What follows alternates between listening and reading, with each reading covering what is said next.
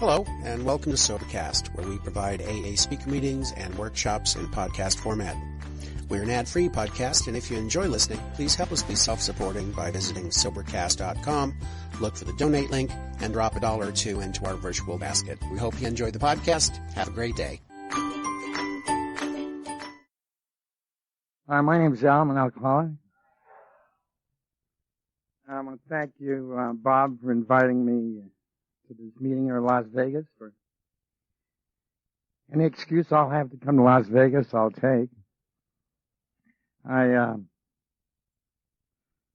He picked me up around, it was about 4 o'clock, and I'm staying I'm staying at the Mandalay Hotel, and it's really nice. It's a lot different than when I was my rent Friday night was like $183 for tomorrow night at the Mandalay Hotel. When I was a social drinker, my rent, and I lived in Hawaii at the time. I was living on the beach, really not beach, on the swamp down in Pearl Harbor. In a Quonset hut. They had Quonset huts, and the Quonset huts were built, the huts were there from when they were building on Pearl Harbor, and then this lady took them over there, and she was renting rooms out, and my room there was like $36 a month. You know what I mean? And it came a point to where I couldn't make the rent. And so what I did is I subleased part of my room to another guy, and I forgot to. And the name of the place was called Samoan Village, and the reason they call it Samoan Village is because Samoans lived there.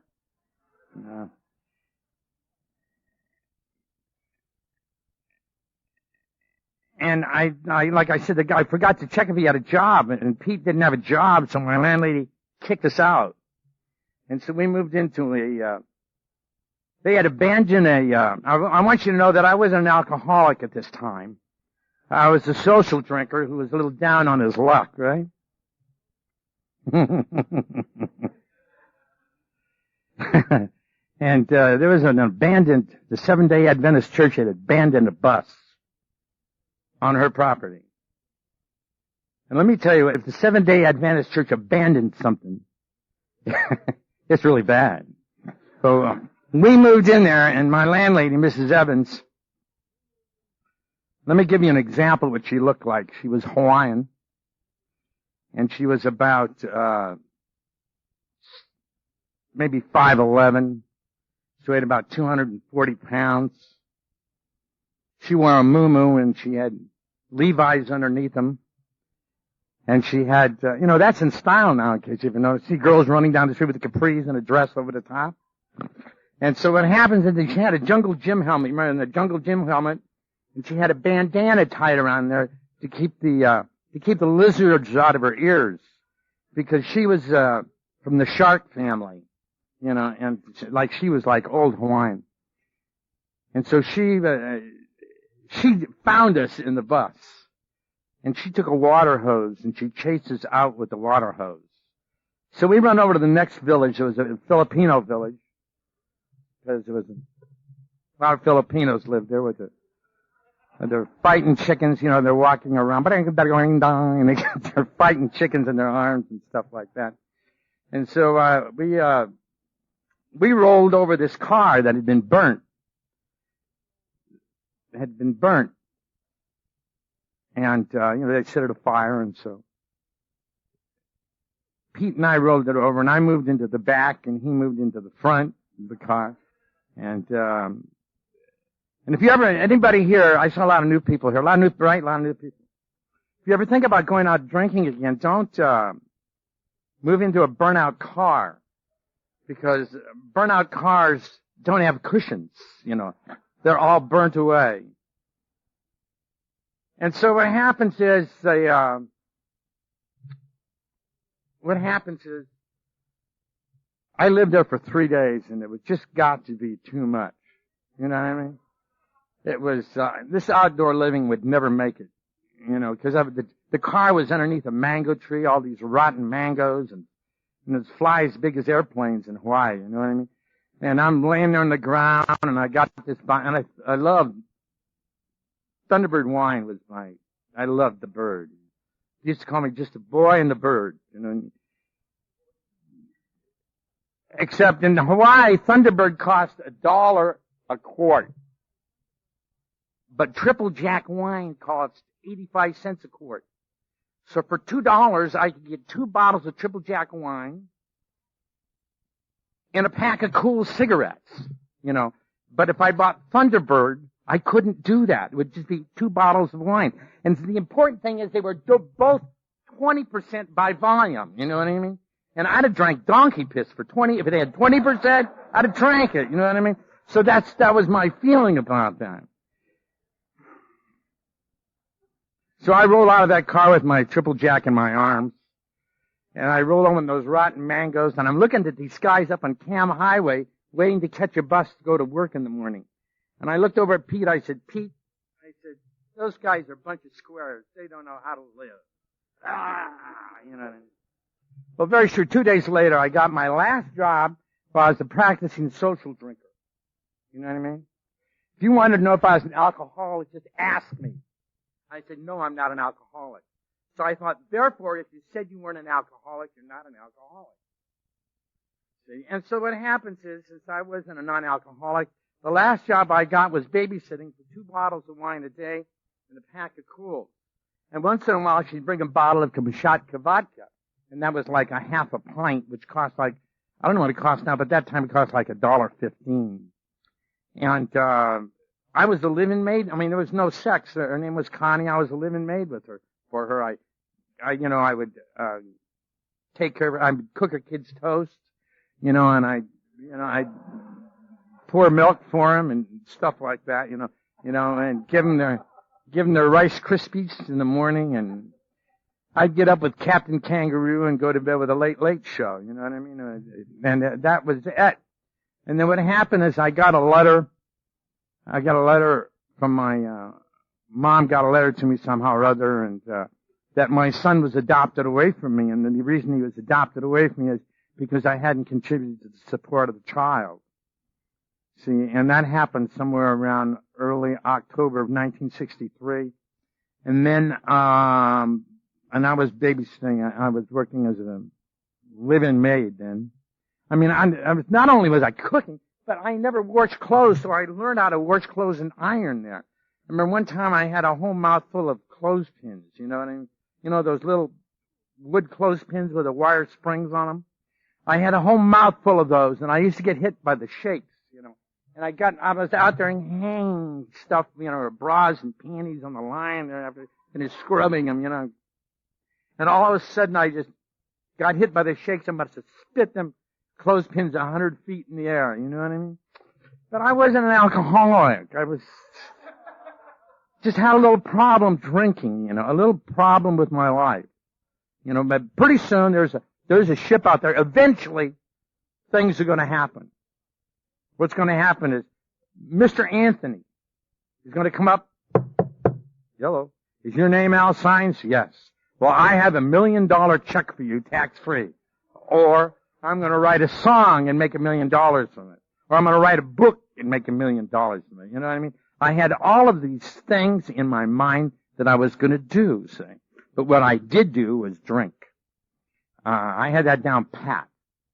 And what happens is, I remember when, very shortly after that, President Kennedy got assassinated, and something happened inside of me. It just like popped inside of me, and I just, why him, and why did he live, and why did he die, and why am I still alive?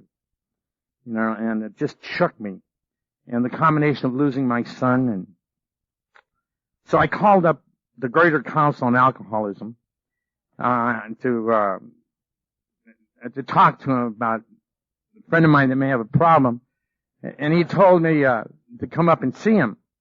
So I called up this old buddy of mine that I used to live with down in Samoan Village, Japanese guy named Greg Yamaguchi, to come and pick me up. And he picked me up and he took me up there. And I went and saw this guy, J.C. Martelon, and he was the head of alcoholism counselor at that time. And he had a sign above his desk that says, "Nothing is more important than this person in front of me at this very moment." And I'm really very grateful that he adhered to that sign, because he sat there and he shared his story with me. The guy was an alcoholic, and he was sober 18 years at that time. And he asked me, did I think I was an alcoholic? I said, I don't know. I said, I don't know. He said, well, why don't you come back? And he asked me, what religion are you? I said, well, I'm a, I don't know if you're aware of it. If you're aware of it, if you're born a Catholic, you don't get a choice. You know what I mean? That means you're Catholic till the end of time. Even if you're reincarnated, you're a Catholic. You know what I mean? You understand why they put in chapter 5, our chances are nil till we get rid of our old ideas? That's my favorite, incidentally, that's my favorite word in the whole book. My favorite word is nil. And it's probably since I'm in Vegas at the top, I have to tell you what it means. The word nil means is no chance at all. No chance. No chance at all until I get rid of my old ideas. No chance. Why? I mean, what does my old ideas have to do with it? Like when I was going to high school at Monrovia High School, well, I would go into it, I'd go see my counselor, Mr. Manning. Hi, Mr. Manning, how you doing? Hi, Al. Let me ask you, Mr. Manning, what courses here at school can I take that when I'm 30 years old I could end up at Salvation Army and going to Alcoholics Anonymous meetings? You know what I mean? What he'd say is, well, why don't you just keep on thinking the way you think? Keep on thinking the way you think. This program is remarkable because it talks about what we have to have. What we have to have is an awakening. That we have to have an awakening. And so what, in a sense, what is it really telling me? It's telling me I'm walking around asleep. I'm walking around unconscious. Let me cite you an example of unconsciousness. Total. This is one. How many times you've been to a meeting and heard somebody say, like,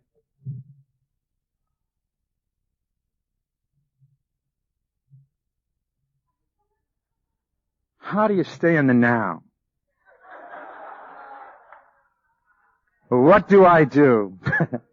What do I do to stay in the now? Stand up in the back of the room and ask them, what do you think you are? You must have asked your head where you were. Or my favorite one. My very favorite of them all is, how many times you heard somebody say, I got a committee up there. I got a committee up there. And they start giving the story. You hear the committee story. Everybody's got a little story, you know what I mean? And a little drama. They got a little story, and they got a committee story, you know. And when they get finished saying the committee story, you ask them. You say you had a committee in your head, right? Yes. Well, who told you that? Your head. You understand? So what I got to do is where I found Alcoholics Anonymous was Salvation Army. You know what I mean? We all don't have to go there, but if you gotta go there, you can go there, you know. It's like a hospital, a recovery house. They have all one thing in common. The Salvation Army. Nobody there's an alcoholic. They're all victims of circumstance. It's not their fault. You know, it's not their fault. I remember the guy, first meeting I went to, this guy, J.C. Martelon, he took me to see a priest, and the priest took me through took me to see he had me come back that night to see him.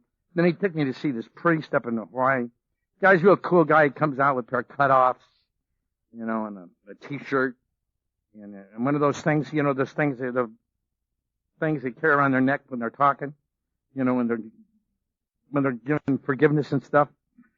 And so I went through the 10 Commandments, and I violated all it's 10 Commandments, isn't it? Yeah. It's 10 Commandments. I violated all the commandments, you know what I mean? And, he said, he forgave me my sins, and he told me I had to move out from that girl. I had to leave my babysitting job. And so they put me in, which I was ready to go anyway. Yeah. Her boyfriend was coming back from Westpac, and he wouldn't like that. And, even though nothing was happening, I was just like, she was bringing me booze, and, so I got into Salvation Army, and, he said, they have meetings every Saturday night. He said, there's a chance that, you can make it if you go to these meetings. So I figured, okay, I'll go to the meetings. I'll go there so when I screw up and go out, I can say, well, at least I tried. You know how we got that down? We go through life pretending like we're talking to our mommy. Give me one more chance. I'm sorry, I didn't mean to do that. See, and so I figured I would do that. See, so the first meeting I go to, the guy who slept next to me led the meeting. The guy, a real old guy. I think he was like 49, 50 years old. You know what I mean? And he loaded ice boxes and stoves on the back of trucks, and I had a good job. I worked in the dish room. I stacked old dishes, and and they'd silver plate stuff would come in with the silver peeling off, and I'd stack that. I had everything categorized in there. And so, and this guy would go down to, I don't know if anybody here has ever lived at Salvation Army or been in the service or lived where a bunch of guys lived together, you know what I mean? But this guy used to pickle hard-boiled eggs, and he'd bring them, in his wall locker, and he'd eat these eggs. And this guy had the worst case of gas of anybody had ever seen. So when he read chapter 5, and he said, if you decide you want what we have, and I'm willing to only go to any lengths to get it, like who wants to get sober and move into the next bed? That's what... And I didn't want to do that, So the following week, I went to the same meeting. The guy's name's Dan McVeigh. He led the meeting. And I still didn't want what he had. See. But they said, announced at the meeting that a group of people is coming to town, is going to come and put a meeting on for us. Like you guys go to prison and stuff. Well, a bunch of people in AA are going to come and put a meeting on for us, And so I want to see what alcoholics look like. And here I'm living in the Salvation Army. Guys rolling around the floor, barking like dogs, going through DTs, smoking through the holes in their throat like this and drinking at the same. And I didn't think there's anything wrong with that. I think it's normal. Golly. I want to see what an alcoholic looks like. So I'm out there sitting in front of the mess hall waiting for the meeting to start. And this is in 1963, right? And this is like, I don't know, I'm sure you over there remember, like Peter Gunn and Richard Diamond. Remember those guys on TV? And they had those real tight leg Continental pants and real sharp jackets. Those are Ivy League. Well, this guy pulls up.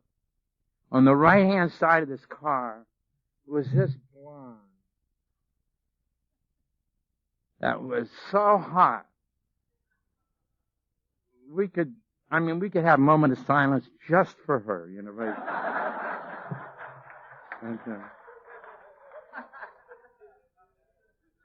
And this guy gets out from behind the wheel. And she slides over there, you know what I mean? Like, my eyes are like, and he hangs his head in there and he gives her a kiss. And she drives off with this almost new car. And this guy walks in with Continental pants, with real fitting looking good. He's got a white shirt and a slim Jim tie and button down collar, a real sharp looking checkered blazer, and his hair combed back.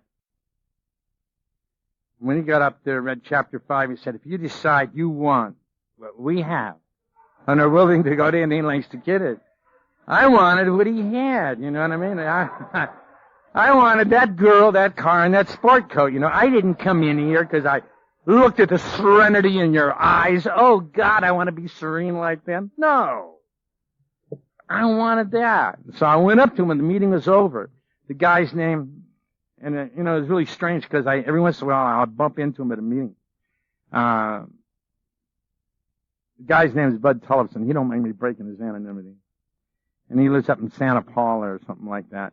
And somewhere around there. And he went up, I went up to him and I gave him we have our sad little dramatic stories why we can't make the program. We ought to set it to music, really. We have our sad little stories. And what he does, I went up to him and he looked at me and he went like that to my chest. He says, you take care of your number one problem and everything else will take care of itself. And he turned around and started walking away. I said, hold on a minute. What's my number one problem? Now this is for the new people, I'm going to tell you. He says, your number one problem is go to meeting every night for the first 90 days. I said, well, do I have to go every night? He said, well, how often did you drink? He said, I'll go every night. Remember I told you that word called nil? Our chances are nil to get rid of our old ideas. Where else would I have gotten rid of them? See, it isn't a bad, I just can't get rid of an old idea and leave it because nature despises the vacuum. The only thing that I have to, so I went to Alcoholics Anonymous meetings. I saw that guy Bud. Then I went to a meeting the first meeting I went to outside of Salvation Army. I ran into a guy who I was stationed with there before in Hawaii. 5 years before that, we were stationed there at Hickam Air Force Base together. And so what happens is he was sober like 6 months. And he would pick me up. And he would took me around to meetings. And it was really funny because he'd be driving down the street. We'd be on our way to a meeting. And all of a sudden he'd have an anxiety attack. He'd have to pull over.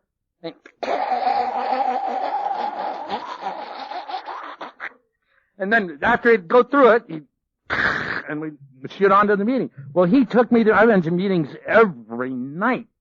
I went to meetings every night. And what got to happen, you see, is our chances are nil to get rid of old ideas. I got to hear new ideas. My sponsor took me out of Salvation Army after I was sober 90 days because he knew I was going to become institutionalized. And he took me into his house, and he told me I could live at his house for free room and board for 6 weeks. But that at the end of 6 weeks, I'd have to leave because his penance towards God would be up then. I wouldn't count then, you know what I mean? So I said, okay, the guy's named Shep. He's still my sponsor. And so what happens is, he'd get me up in the morning. I'd have to get up in the morning. His wife, she'd be going to work at 5:30 in the morning. She's to go. And she'd go down, she'd knock at the door, and I'd come up and I'd sit down at the breakfast room table. And that's where I got my basic training, you would say. Because what he did is he told me what the disease of alcoholism is. What it is, it's an allergy of the body with an obsession of the mind. It's an allergy of the body with an obsession of the mind. And there's people that miss that. And for the ones that miss that, what it is, it's an allergy of the body with an obsession of the mind. And what that means is when you're not drinking and doing drugs, you've only handled the allergy. What we are left with is a disease. He says, Al, you're left with a disease. And you know what the disease is? He says the disease is the mind. And do you know what the function of the mind is? And I'm going like, he says, thinking is a function of the mind. right? And I'm sitting there at his breakfast room table, freshly out of Salvation Army, You know, I hadn't worked in the last 3 years, you know what I mean? Had a job. I deserted my wife. My son was adopted away from me. I was wanted for 18 felony counts in California. And I'm wondering, is he trying to tell me that there's something wrong with the way I think? There can't be anything wrong with the way I think. I thought that way all my life.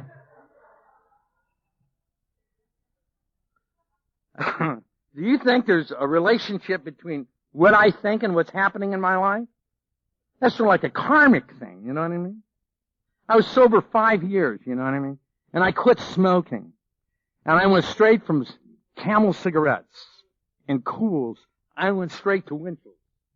I had Twisties, apple fritters. Every time you saw me, I was eating something, you know what I mean? I was eating something, and I got up to about almost 250 pounds.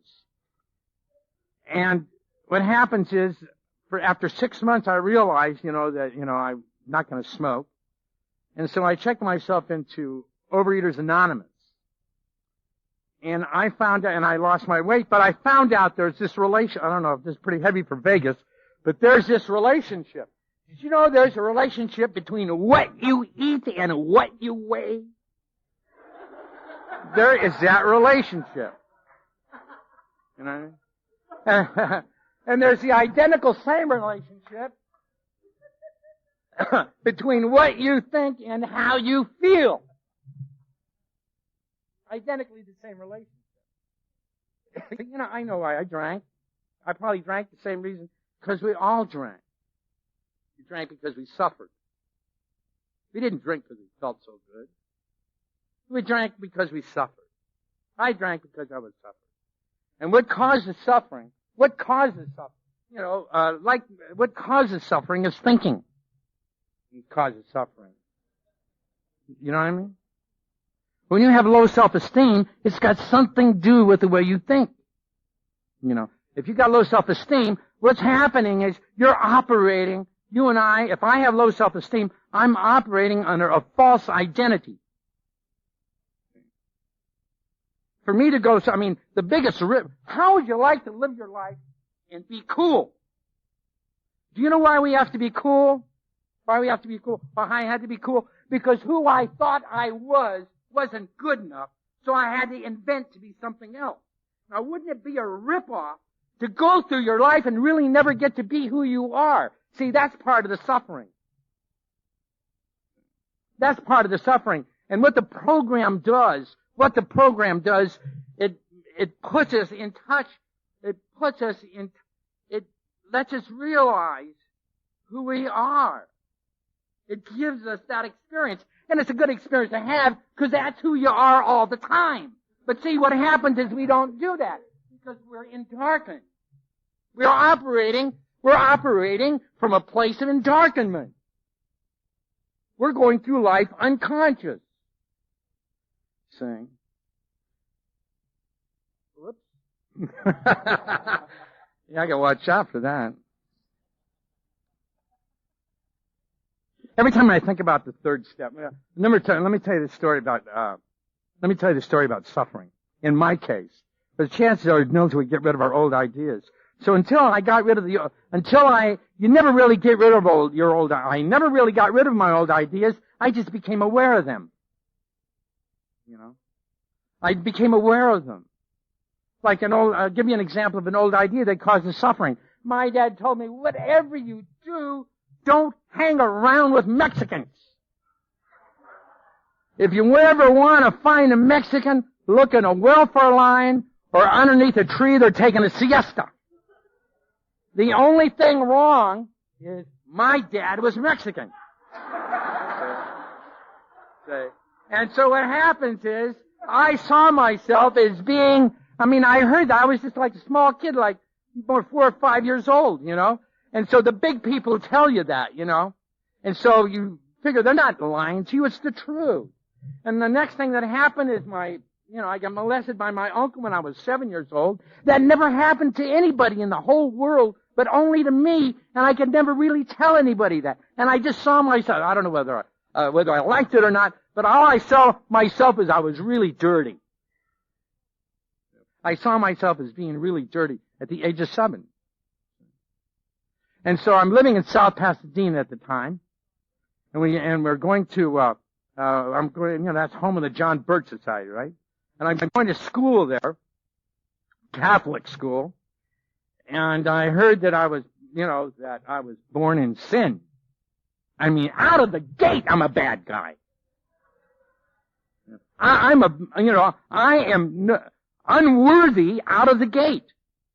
But see, what happens is, like if you take a magnet, there's a lot of metal shavings around it, and you put the magnet in the middle of it, the shavings collect.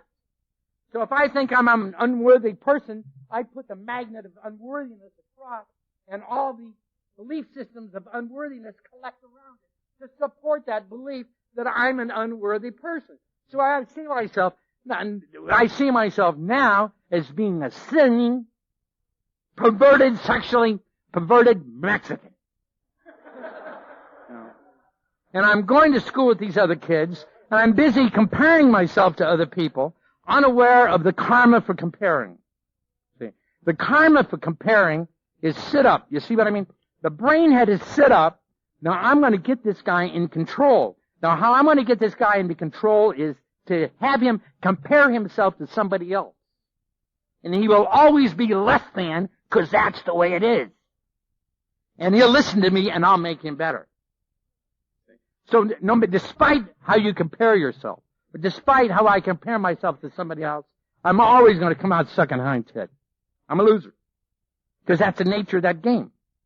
See, and how I know that is because I'm aware of it. Because I watched it. I'm mindful. I'm mindful. The very important thing that brings us into our own being is mindfulness. See, and the program creates that. But it creates it through us discovering ourselves. And so I see myself not only as being, I'm busy comparing myself to other people, so all of a sudden I see myself as being really dumb. So as I cruise through high school, and I'm going to parties where all of a sudden girls are in the mix. You know what I mean? And all of a sudden you're really comparing yourself to other people, and all of a sudden I go into a room, and I immediately feel uncomfortable. And I tell you why I feel uncomfortable. It's because these people are phonies, and they make me feel uncomfortable. They make me feel uncomfortable. See? But the facts are,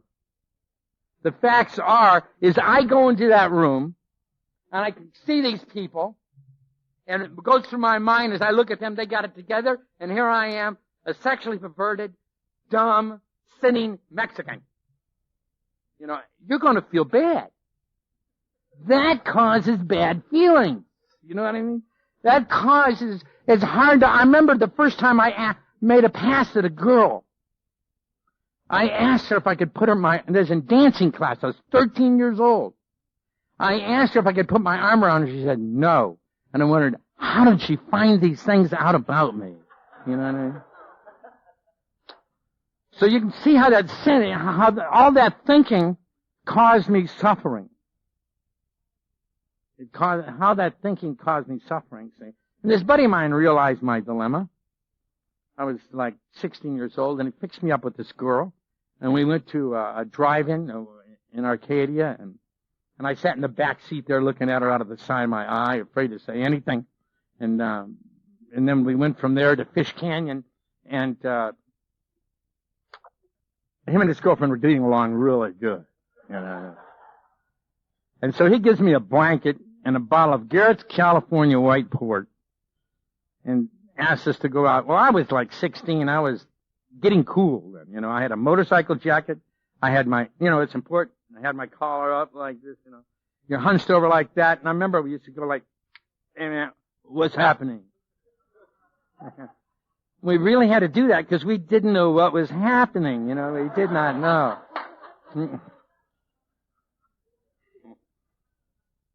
So so I'm underneath this tree with this girl, and I'm just alerted.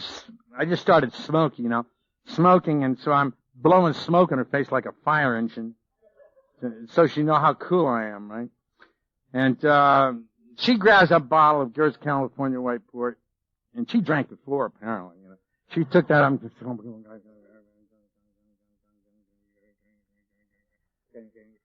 She kept it up there a long time. Then she handed it to me. I'm cool. My collar's up. Smoking a cigarette. My Levi cuffs are rolled up. I got engineer boots on. I got it down. I can't let her drink more than me, so I took that bottle and I don't remember putting that bottle down. All I know is I had my arms around her and I was talking shit 100 miles an hour. You know what I mean? And why? Why? What happens is all of a sudden that message center, that suffering, alcohol removed the suffering. You understand that? Alcohol removed the suffering. So now I can understand now, after going to meetings and hear people share, why people will stay sober a period of time and they'll go out and they'll start drinking again. And the reason they start drinking again is because the suffering that they endure is so hard that they have to drink. They have to drink. And this is where the steps come in. Here's where the steps come in.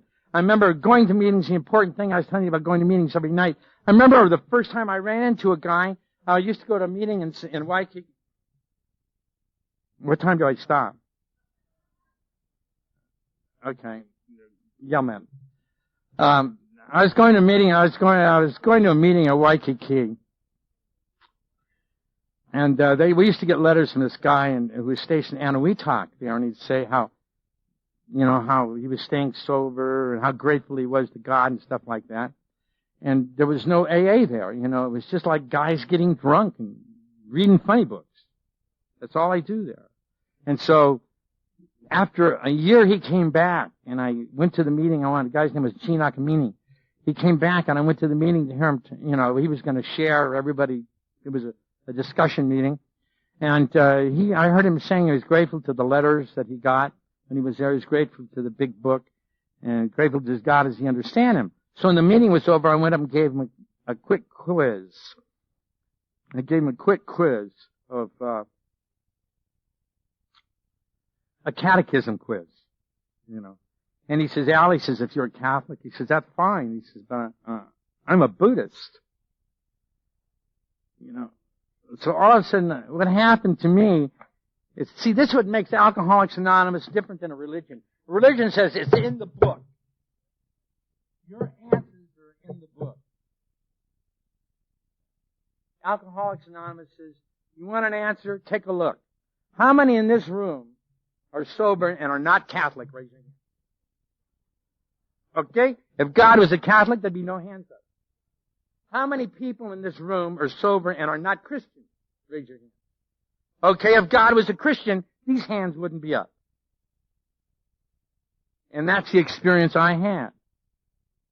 See, I backed into finding God by saying that isn't God. That God isn't Catholic. That God isn't Christian.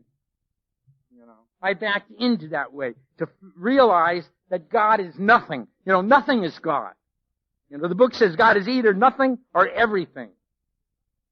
I'm going to ask you I'm going to play with your mind for a minute. Did you know there is no difference? Nothing and everything is the same?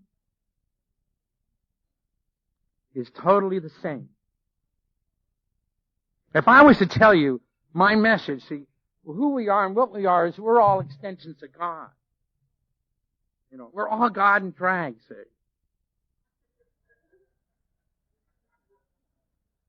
We are. I'm going to tell you a little story. A little story. It's a story about this family. The mother went off to the hospital and had a baby. And she came home. And she brought the baby home. And they also had another daughter there that was around 4 years old. And the daughter says to the Mom and Dad, he said, oh, can I see the baby? Well, yeah, take a look. No, I want to be alone with the baby. They said, oh, no, we can't let you do that. No, please. She begged them, please, please. They said, okay. Okay. So they let her go into the baby's room. And they stood there by the door, keeping an eye on her. She walked in because they just wanted to be sure. And the little girl walked in there like she's 4 years old. She walked in there. She walks over to the crib and she puts her hand over the crib. And she looks down and she tells the little baby, she says, help me remember I'm beginning to forget. Help me remember I'm beginning to forget. We have forgotten. We have forgotten. And the experience we have now is remembering. But to do that, we have to proceed through the steps. See, like the fourth and fifth step, what happens is, what causes the greatest suffering is misidentification. I'm going to gross you out, but it's the only real way I know how to show an example. Did I pick my nose or am I a nose picker? Did I scratch my ass or am I an ass scratcher? Did I knock on a podium or am I a podium knocker? Before I took my inventory, I would describe myself to you as Al, the nose picking, ass scratching, podium knocker. You understand? And I would suffer. The reason I would suffer is because it's a lie. Because like I said, I'm just like you guys. No different. We're all the same. We're all little extensions of God. That's who we are. Until I realize that, I have to stop trying to become something. It's more important to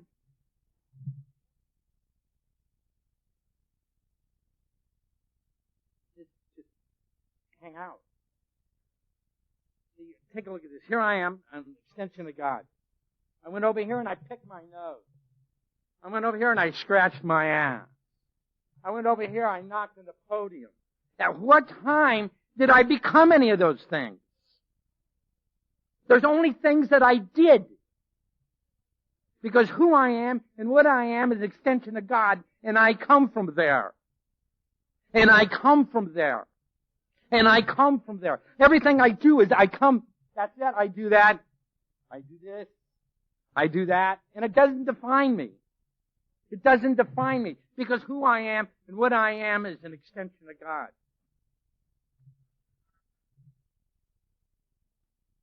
I was sober about 10 years. And I had hit a wall. You know. And usually a lot of people, when they hit these walls, they usually say, well, I'm going back. I'm going to do 100 meetings in 100 days. I'm going to take another inventory, which is great for alcohol. They love to write about themselves. You know what I mean? Love to write about themselves, you know. I'm going to take another inventory.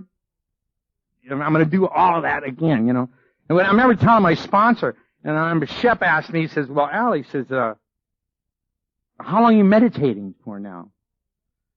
I said, well, I'm reading the 24-hour day book. He says, no. He says, that's called reading the 24-hour day book. So what I did is said, oh, okay, Shep, I'm going to go meditate. So I drove up. In West LA, I'm sure if you guys have been there, there's a place called the Boda Tree, right?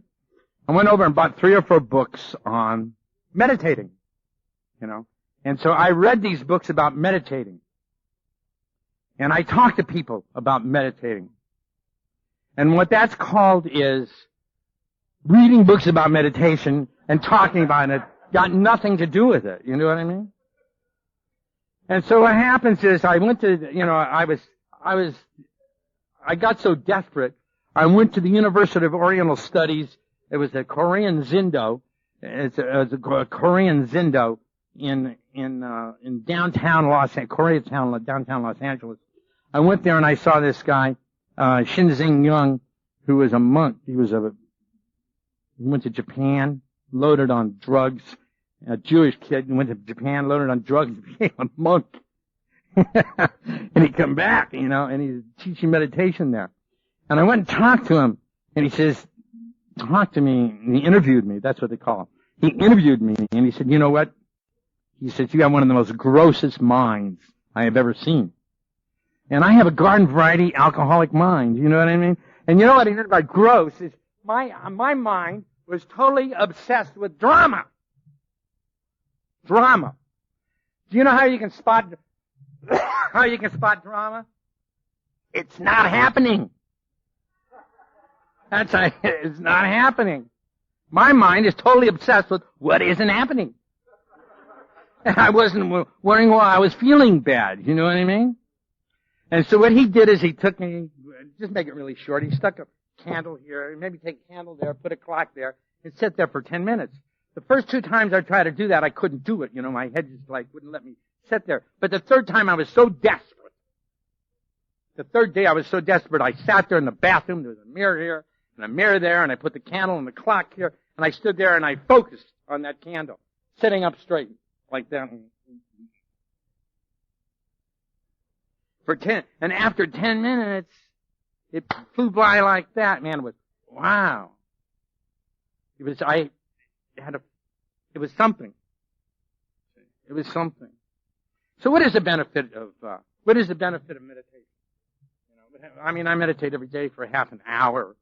I've been away on weekend meditation retreats. This guy, an incredible guy, a good book. If you've been sober a while, read it. It's called Eckhart Tolle wrote it, called The Power of Now. Very good book. I went and saw him at Esalen, and I did a 3-day retreat there with him. See? And what happens is, what meditation does, it moves you into your underwear. You know what I mean? Here. If I can just get right in here, God, right there. If we just get right in there, just here. The reason you want to get there is because that's where it's at. There is nowhere else. That's where God's at. Nowhere else. Everything else is imagination. Everything else is imagination. Do you know why? Why I walk through life being afraid for so many years? So many years? Why people walk around in fear? Because they think thoughts that scare them.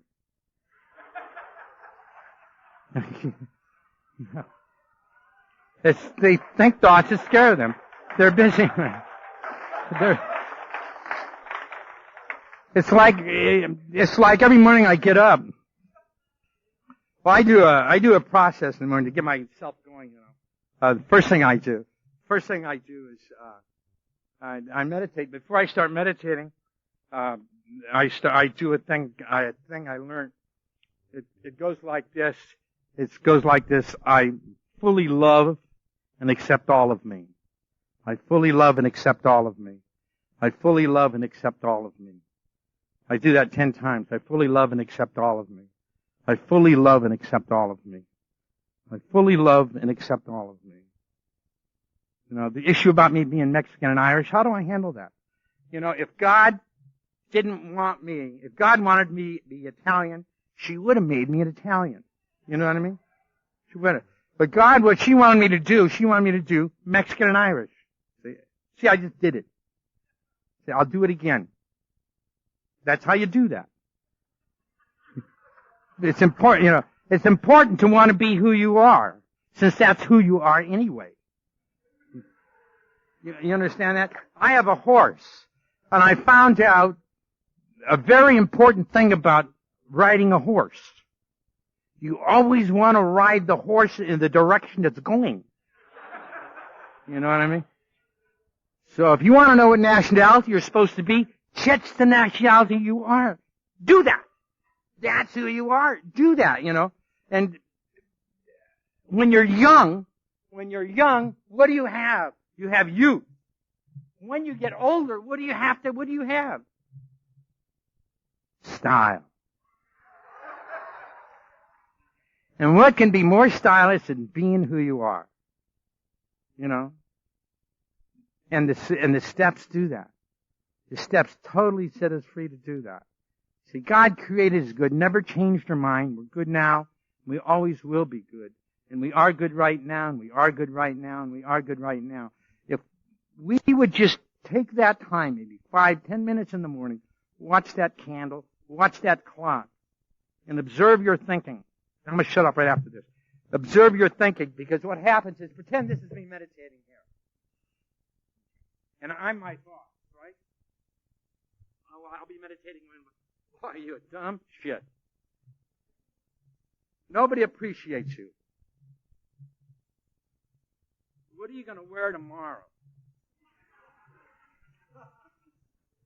What are you going to have for dinner tonight? You know what I mean?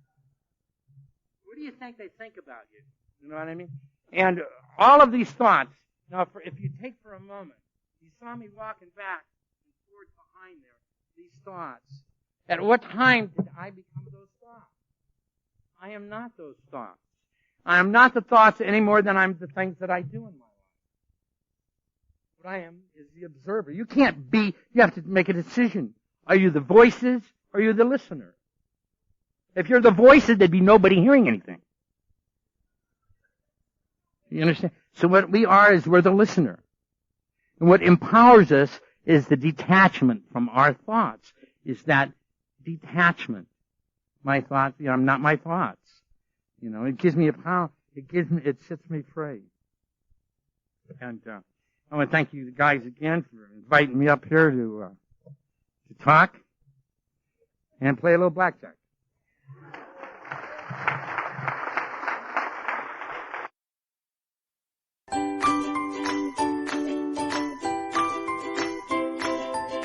Thanks for listening. I hope you enjoyed the podcast. Sobercast is ad-free, and we'd like your help in order to keep it that way.